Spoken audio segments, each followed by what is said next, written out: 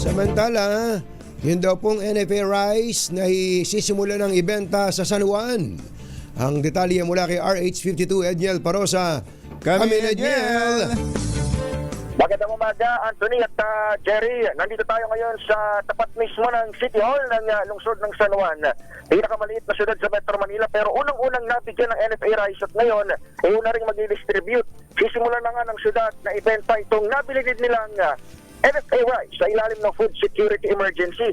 Nakita natin dito, Jared, Anthony, sako-sako itong mga bigas ng NFA, pero wala yung mga nagtatakal o wala yung mga magbibenta ng tingi.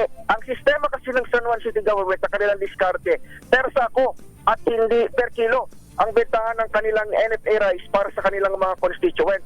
Anunsyo ng pamalaang lungsod, ibibenta itong per sako na ito sa halagang 1,650 pesos per sak. Kung magkano nila kinuha sa NFA, ano?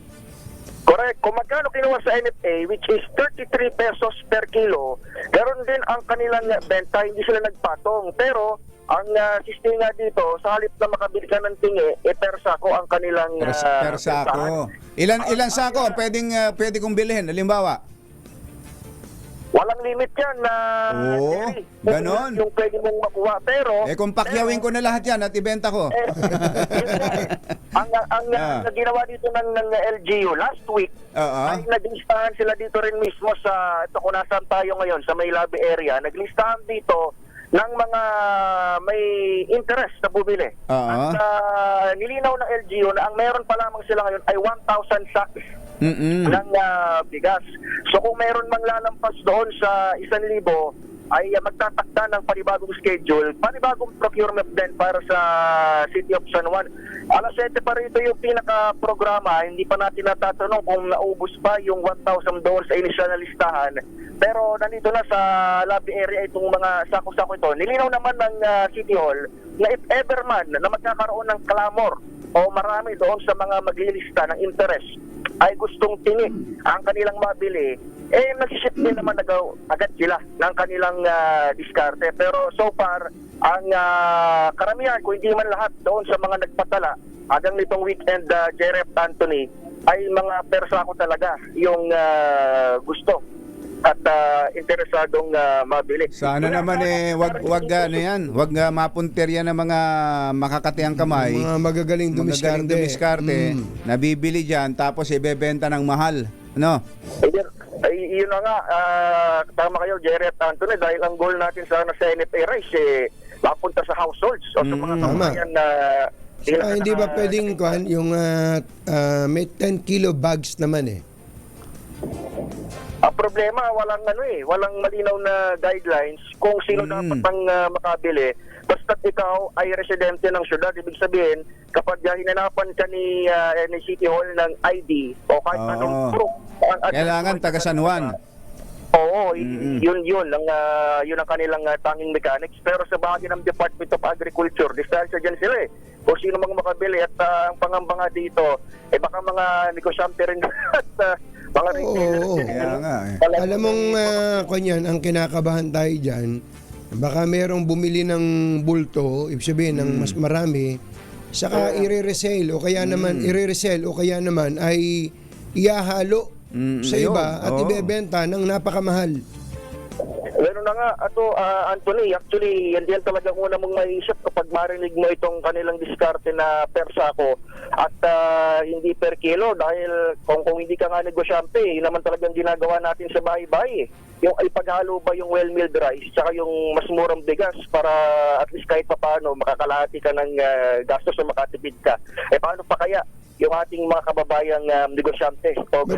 Hindi ba pwede yung katulad nung ginagawa dati? Andyan yung bigas. Ilang kilo o 5 kilo, tatakalan mo lang. Lang. May 1 kilohan lang dyan.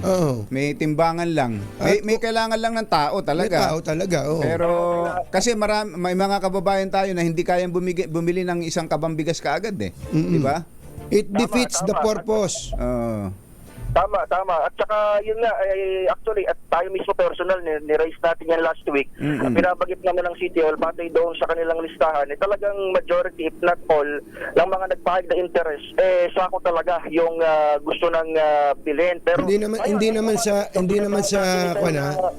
naman Edniel, hinahamak natin yung may kakayanang bumili ng isang sako. Pero ang bumibili, ang magkaka-interest, ang unang magkaka-interest sa NFA Rice, Sa murang bigas. Sa murang bigas, yung mga kababayan nating ordinaryo na hindi kayang bumili o hindi naman pangkaraniwang bumibili ng sako-sakong bigas.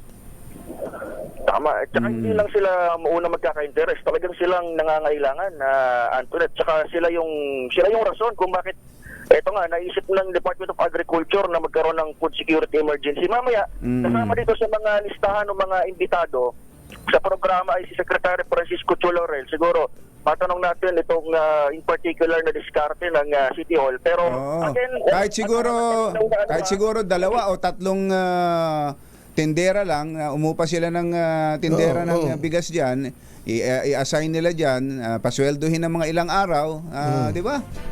Kaya ang bilis. Yun yung 2 piso, di ba dapat bebentang 35 yan?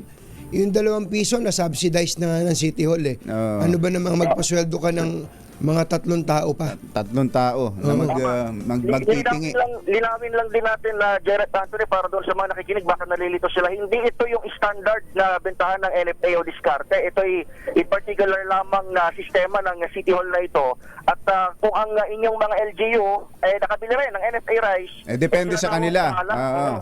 Silang bahala kung paano ang sistema nila ng pagbebenta. Dito naman sa City Hall, nakausap natin last week itong alkalde, si Mayor Francis Zamora, at ang sinasabi niya kung bakit nga ganito. Tama kayo na binabanggit, Anthony at Jerry, dahil nga hindi na raw sila magpapato ng presyo. Wala na rin silang kumbaga resources. O hindi sila maglalaan ng resources para doon sa binabanggit natin na kukuha pa ng tindera, kukuha pa ng magtatakal, o i-distribute pa sa ilang mga lugar. Talagang dito nila ibinagsak at dito papapilahin. Maya-maya yung mga nag-signify na bubili nitong NFA Rice. So sa ngayon, habang nagsasalita tayo ay nakaumang pa lamang din itong pinaka-main door itong City Hall at wala pa namang gaanong napila. Pero dito yan mismo sa ating kinaroroonan. Nakita mo na ba yung klase ng bigas, Edniel? Burikiin mo nga, Edniel. May pamburiki ka ba dyan? Butasin mo nga isang sako. Pwede ko lang magawa. Suntokin tong sako eh. Hindi natin nakita. Nagiging marahas ka na rin ngayon. Manununtok ka na eh. Daliri lang. Butas yan sa daliri mo. Ipinagmamalaki ni NFA Administrator Larry Lacson. Ganda raw eh. Ganda raw ng bigas nila eh. Pero sa pag-ikot natin last week, Jerry at Anthony, hindi ko alam kung kung anong mechanics talaga dito, sapagkat yung mga kadiwa ng Pangulo, under ng Department of Agriculture, meron din pala silang NFA rice na ibinebenta. Ibig sabihin, ay hindi sila under nung kumbaga yung hindi na sila ibinigay sa LGU pero under sila ng kadiwa ng Pangulo. Isa yung doon sa mga nakapagtataka pero at least very much welcome sa atin yung mga consumer siguro na naghahanap ng mga alternative. 33 din, 33 din ang benta. 35 sa kadiwa ng Pangulo. 35. 35. Tapos bukod yung dating nauna na 29. Yung iba pa yun. Para naman yung doon sa mga yung mga indigent population natin at yung mga target sector. Iba pa yung 35 naman para sa lahat pero nasa kadiwa ng Pangulo. Okay. So mamaya, babalik tayo kapag nagsimula itong programa at nandito na yung mga opisyal. Ililinawin natin yung ating mga kalinawan. Pero still, umpisa na ngayon ng bentahan ng NFA Rice dito sa nasabing syudad. Ito sa Edniel Parrosa, nagulat para sa DZRH. Una sa Pilipinas, una sa Pilipino.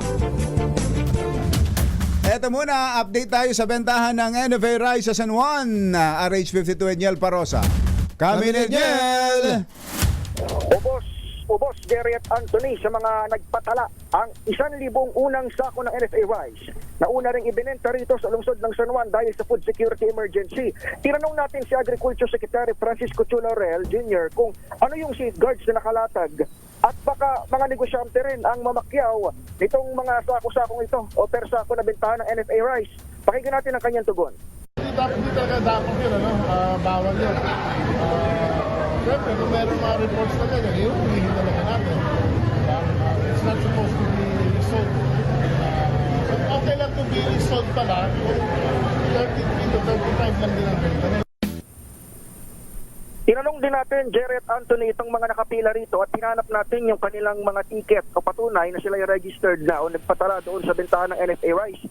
Karamihan sa kanila, in fact lahat ng mga nakausap natin ang sinasabi nila, sila ay para sa household lamang o para sa kanilang bahay-bahay. Itong mga isa o dalawang sako na kanilang binibili. Pabiro pa nga natin tinanong yung ilan, mga naman ibenta rin nila sa palengke. Pero so far, yung mga natatanong natin at mga nagpa-unlock ng panayam, ang sinasabi nila ay para sa kanilang bahay. Lalapat yung iba dito sa mga residente sa isang household, marami silang pamilya. Meron nga tayong nakausap dito sila sa isang bahay. Habang may isa naman, yung pinakaunang nakabili dito ng NFA Rice, galing pang trabaho. Bagamat siya ay may formal namang trabaho, nung nalaman niya raw na may benta ng NFA Rice, sinadya pa niya rito at bumili ng isang... So per sack talaga. Per sako. Per 50 kilo. Oo, pero tiniyak ng DA Secretary Laurel na hindi naman ito yung pinaka-template sa pangkalahatan sapagkat nakadepende pa rin sa lokal na pamahalaan kung paano nila didiskartehan yung mabilis sa dispersal ng NFA Rice dahil yun yung goal natin, maibigay agad ng mabilis sa publiko sa ilalim ng food security emergency. Baka naman nahihiya lang si Mayor Francis na aminin na pinamimigay niya yan, yung bigas na yan, Edniel. Importante, walang mga mukha rito ng mga... Wag ka lang kang pahuhuli. Sa bagay, pwede pa ngayon. Hindi pa campaign sa lokal. Walang kalaban to si... Tsaka wala siya namang kalaban. Wala namang kalaban, no? Sinasabi rito. Pero sa buong Metro Manila Council, malamang sa malamang, ganito na yung template ng bentahan. Yun nga lang, yung persa ko na diskarte, bahala na yung mga LGU. Balik sa inyo, Anthony at Jerry. Thank you, Edniel!